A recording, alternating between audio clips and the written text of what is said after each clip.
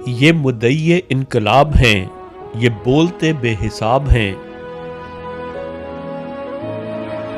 جھوٹ ان کے لاجواب ہیں اور شمار میں بے حساب ہیں۔ محسن ان کے بہت خراب ہیں، بس نام کے نواب ہیں۔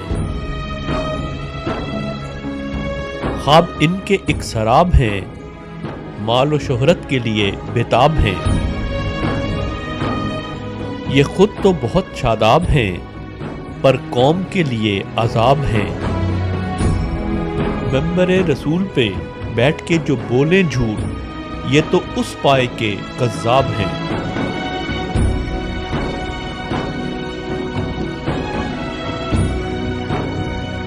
ناظرین، ملاحظہ کیجئے موصوف کا جھوٹ نمبر 1۔ وزیر اعلیٰ پنجاب کا ان کا الیکشن تھا جی، وہ مقابلے میں غالباً فاروق لغاری صاحب تھے۔ میرے پاس یہ چل کے گھر آئے تھے نواز شریف صاحب، اور مجھے 3 گھنٹے بیٹھے رہے۔ جی 3 گھنٹے مرحوم بزرگ آئے تھے ساری فیملی کے ساتھ، ان کی آنکھوں میں آنسو تھے، مجھے کہتے تھے کہ آپ چھانگا مانگا چلیں ہمارے ساتھ اور 3 دن ایم پی ایز کو درس دیں، واعظ کریں، ان کے دلوں میں خوف خدا پیدا کریں اور انہیں یہ سمجھائیں کہ پیسے کی کمی نہیں دی تم نے، جتنے پیپلز پارٹی نے دیے اس سے 2 گنا ہم نے ہر ایک کو دے دیے ہیں، پیسوں کی دوڑ میں کوئی کمی نہیں دے رہے۔ اب صرف اتنی بات انہیں سمجھا دیں کہ یہ اسلام اور کفر کا مقابلہ ہے۔ میں نے انکار کر دیا جی، اور میں نہیں گیا۔ میں نے کہا کہ میرا واعظ، میرا درس اس قسم کی ضمیر فروشی کے لیے نہیں ہے۔ یہی وجہ بنی میرے تعلقات کے ختم ہونے کی۔ میں نے اگلے خطبہ جمعہ میں جب خطاب جمعہ کیا، جس میں محترم میاں شریف صاحب مرحوم بھی تشریف فرما تھے، نواز شریف صاحب بیٹھے ہوئے ہیں، شہباز شریف صاحب بیٹھے ہیں، پورا خاندان بیٹھا ہے، ویڈیو میں نظر آتے ہیں، میں نے ان کی موجودگی میں منبر رسول پہ یہ ساری باتیں کہہ دی۔ یہ چھانگا مانگا کا بھی کہہ دیا۔ میں قرآن مجید پہ آپ کے پروگرام میں ہاتھ رکھ کر 20 کروڑ عوام کی خاطر کہہ رہا ہوں کہ اگر میری کہی ہوئی باتوں میں سے جو آج کہیں ایک بات بھی غلط ہو، اللہ رب العزت اچھا مجھے علامہ حضور صاحب اسلام ایک کی منٹ، اب شفاعت قرآن سے شریف کو معروف رکھتے ہیں کرتے ہیں۔ سائڈ۔ ناظرین، موصوف قرآن پاک پر ہاتھ رکھ کر فرماتے ہیں کہ انہوں نے اگلے خطبہ جمعہ میں شریف فیملی کی موجودگی میں چھانگا مانگا واقعہ کا ذکر کر دیا تھا۔ قادری صاحب کا یہ 1.5 گھنٹے کا خطبہ اس لنک پر موجود ہے۔ ناظرین دیکھ سکتے ہیں کہ اس پورے خطبے میں قادری صاحب نے اشارتاً بھی چھانگا مانگا کے کسی ایسے واقعے کا سرے سے کوئی ذکر تک نہیں کیا۔ جھوٹ نمبر 2، اگر یہ مان بھی لیا جائے کہ چھانگا مانگا کا مذکورہ واقعہ پیش آیا تھا، تو پھر شریف فیملی کی جانب اشارہ کرتے ہوئے قادری صاحب کا اگلے خطبہ جمعہ میں یہ کہنا کہ آج تک انہوں نے اپنی زبان سے کوئی سیاسی فائدہ طلب نہیں کیا، ممبر رسول پر بیٹھ کر جھوٹ بولنا نہ ہوا تو پھر اور کیا ہوا؟ یہ تعلق ہمارا آپس میں ہر قسم کے حرص، لالچ اور مفاد پرستی سے بالا تر چلتا رہا۔ نہ انہوں نے اس خطبہ جمعہ کے عوض مجھ سے کچھ طلب کیا مزید، چونکہ پھر یہ آگے سیاسی دور آ گیا، انتخابات ہونے لگے، پھر وزیر اعلیٰ ہوئے پچھلے دور میں، پھر بعد میں اس دور میں ہوئے، اس کے بعد پھر بڑی تبدیلیاں آئیں سیاسی اعتبار سے، اللہ نے ان کو بڑا عروج دیا۔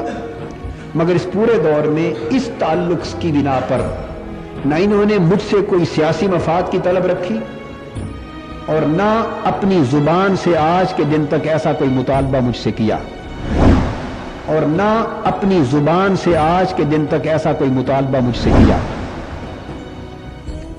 میں آپ کو سچ بتانا چاہتا ہوں تاکہ کسی کو کوئی غلط فہمی نہ ان کی نسبت رہے نہ میری نسبت رہے۔ جھوٹ نمبر 3، آج قادری صاحب فرماتے ہیں کہ شریف فیملی نے ان کو دین فروشی اور ضمیر فروشی پر مجبور کیا تھا، اور دراصل یہ واقعہ ان کے تعلقات کے خاتمے کی وجہ بنا تھا۔ اب صرف اتنی بات انہیں سمجھا دیں کہ یہ اسلام اور کفر کا مقابلہ ہے۔ میں نے انکار کر دیا جی، اور میں نہیں گیا۔ میں نے کہا کہ میرا واعظ، میرا درس اس قسم کی ضمیر فروشی کے لیے نہیں ہے۔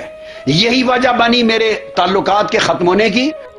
اگر یہ بات درست ہے تو پھر ممبر رسول پر بیٹھ کر قادری صاحب کا یہ کہنا کہ کوئی واقعہ پیش ہی نہیں آیا، اور نہ ہی ان کا شریف فیملی سے کسی بات پر اختلاف ہوا ہے۔ سراسر جھوٹ نہیں تو پھر اور کیا ہے؟ یہ نہ چاہتے ہوئے اعلان کر رہا ہوں کہ یہ خطبہ جمعہ اس مسجد میں آخری خطبہ جمعہ ہے۔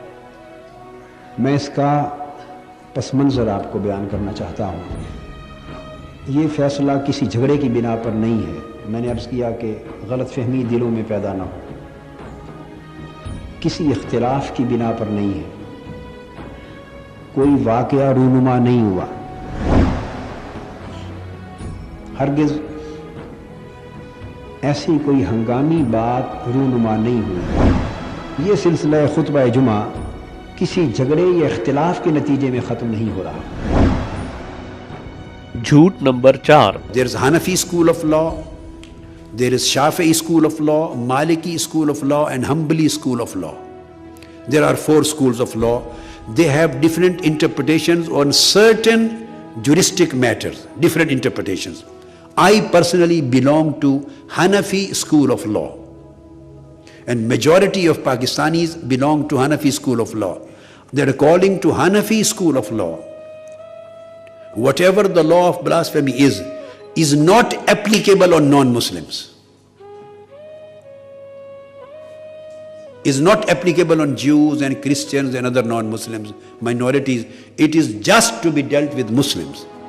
میں سٹینس یہ لے رہا تھا اور یہی قانون بنوایا۔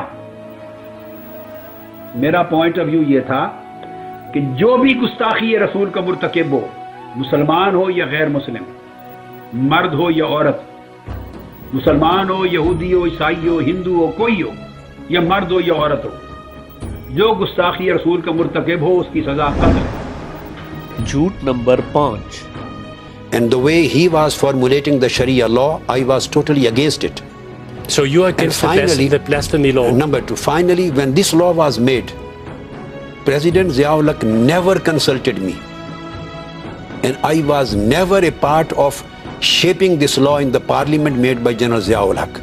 First of all, after clarifying the situation, that I was never a part of shaping in the parliament. تو میں اس لیے تعدیث نعمت کے طور پہ بتانا چاہتا ہوں کہ یہ قانون تحفظ حرمت رسالت کا، ناموس رسالت کا 295C، یہ جو قانون بنا اس ملک میں ریکارڈ پر لانا چاہتا ہوں کہ یہ کس کی کوشش سے بنا تھا۔ یہ قانون بنوایا ہی میں نے تھا۔ آئیے ناظرین اب ملاحظہ کیجئے قادری صاحب کا جھوٹ نمبر 6۔ میری حنفیت کا عالم تو یہ ہے کہ میں نے تو عالم رویا میں کوئی 15-20 سال کے لگ بھگ کا عرصہ امام اعظم رضی اللہ تعالیٰ عنہ کی شاگردی کی، آپ سے پڑھا ہوں عالم رویا میں۔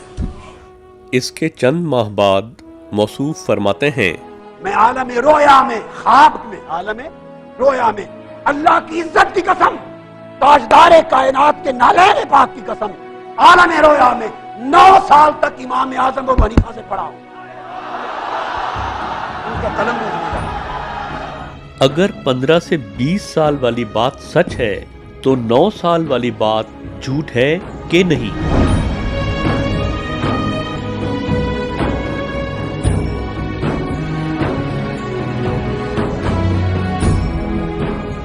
یہاں یہ بات بھی غور طلب ہے کہ اللہ تعالیٰ کی عزت اور جلال کے مقابل آن حضرت صلی اللہ علیہ وسلم کی جوتیوں کی قسم کھانا اللہ تعالیٰ کی توہین ہے کہ نہیں؟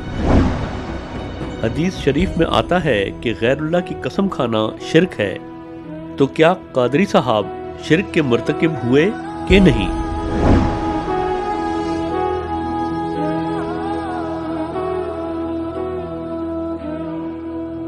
جھوٹ نمبر 7۔ کرامت کا دعویٰ اور اس کے بعد کرامت کا انکار۔ ارے وہ تو بڑے لوگ تھے، وہ تو بڑے لوگ تھے۔ اگر کوئی منکر ہے اور نہیں مانتا قرآن کو اور قرآن کی بات اس کی سمجھ میں نہیں آتی، کوئی منکر ہے، مجھے مصطفیٰ کے نالین کی قسم، نالین مصطفیٰ کی قسم، کوئی منکر ہے کھڑا ہو جائے اور مجھے کہے جو دیکھنا چاہتا ہے دکھا دیتا ہے۔ نہ ہی کرامت کا دعویٰ کیا. میں تو گنہگار آدمی ہوں، میں نے تو زندگی میں کبھی دعویٰ کرامت کا نہیں کیا، نہ میں صاحب کرامت ہوں. میں تو گنہگار، سیاہکار، ذلیل و خوار، بیکار سا آدمی ہوں. اللہ کی عزت کی قسم، دعویٰ تو دور کی بات ہے، گمان بھی کبھی نہیں آیا.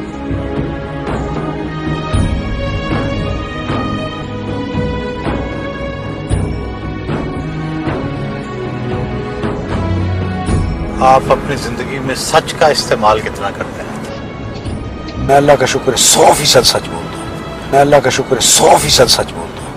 میں اللہ کا شکر ہے 100% سچ بولتا ہوں.